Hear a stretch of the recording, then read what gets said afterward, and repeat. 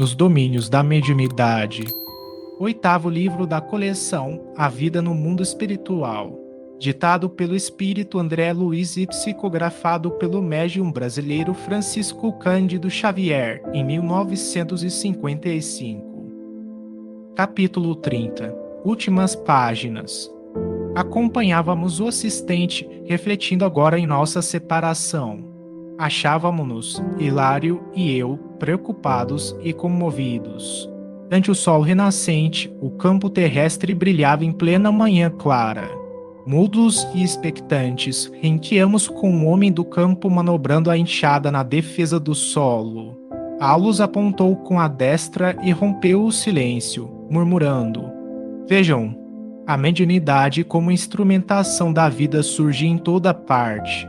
O lavrador é o médium da colheita, a planta é o médium da frutificação e a flor é o médium do perfume. Em todos os lugares, damos e recebemos, filtrando os recursos que nos cercam e moldando-lhes a manifestação segundo as nossas possibilidades." Avançávamos e, em breves momentos, víamos-nos defrontados por singela oficina de carpinteiro.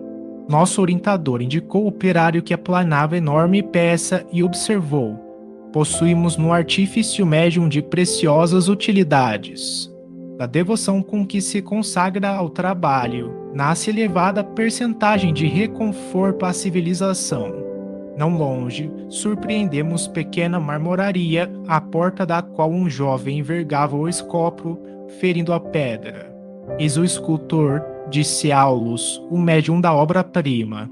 "A arte é a mediunidade do belo, em cujas realizações encontramos as sublimes visões do futuro que nos é reservado." O assistente prosseguiu enunciando importantes considerações sobre o assunto, quando passamos por alguns empregados da higiene pública, removendo o lixo de extensa praça. "Aqui temos os varredores", disse com respeitoso acento, "valiosos médiuns da limpeza." Logo após, contornamos um edifício em que funcionava um tribunal de justiça e nosso instrutor adiantou: "Vemos aqui o fórum onde o juiz é o médium das leis. Todos os homens em suas atividades, profissões e associações são instrumentos das forças a que se devotam.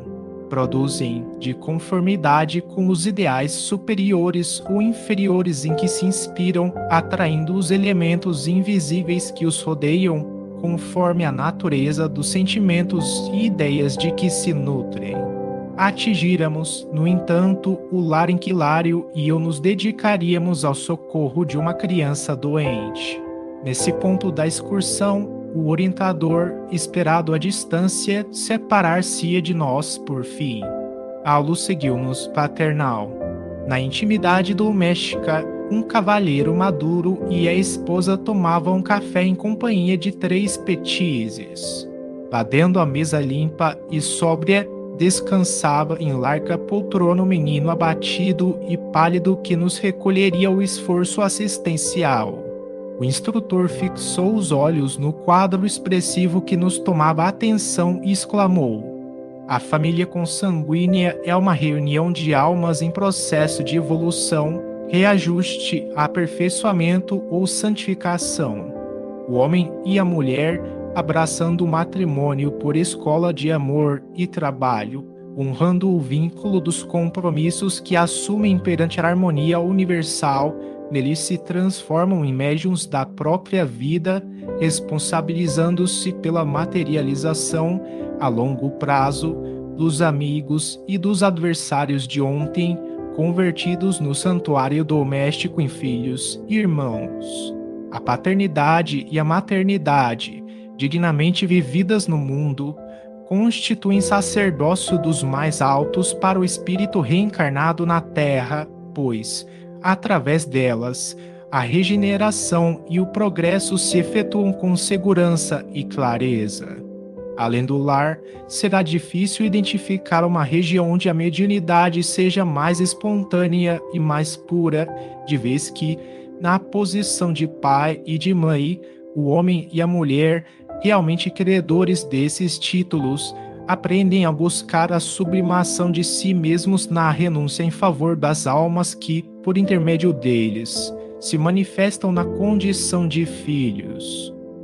Num sopro de bela inspiração, concluiu: a família física pode ser comparada a uma reunião de serviço espiritual no espaço e no tempo, cinzelando corações para a imortalidade. Em seguida, o assistente leu o mostrador de um relógio e observou: quem caminha com a responsabilidade não deve esquecer as horas. Retirou-se precipite e seguimos-lo até a praça próxima. A luz fixou o céu azul em que o sol como que se desfazia em chuva de ouro quintessenciado e dispunha-se a enlaçar-nos, quando me percebeu o propósito mais íntimo, falando com humildade: faça prece por nós, André. Reverente, pedi em voz alta: Senhor Jesus, faz-nos dignos daqueles que espalham a verdade e o amor. Acrescenta os tesouros da sabedoria nas almas que se engrandecem no amparo aos semelhantes. Ajuda aos que se despreocupam de si mesmos, distribuindo em teu nome a esperança e a paz. Ensina-nos a honrar-te os discípulos fiéis com o respeito e o carinho que lhes devemos, extirpa do campo de nossas almas a erva daninha da indisciplina e do orgulho, para que a simplicidade nos favoreça a renovação. Não nos deixes confiados à própria cegueira e guia-nos o passo no rumo daqueles companheiros que se elevam humilhando-se e que, por serem nobres e grandes, diante de ti, não se sentem diminuídos, em se fazendo pequeninos, a fim de auxiliar-nos. Glorifica-os, Senhor, coroando-lhes a fronte com os teus lauréis de luz. O orientador devia saber que ele próprio personificava para nós os benfeitores a cuja grandeza nos reportávamos. Entretanto, não ousei pronunciar-lhe o nome, tal a veneração que nos merecia. Terminada a oração, fitei-o de olhos úmidos.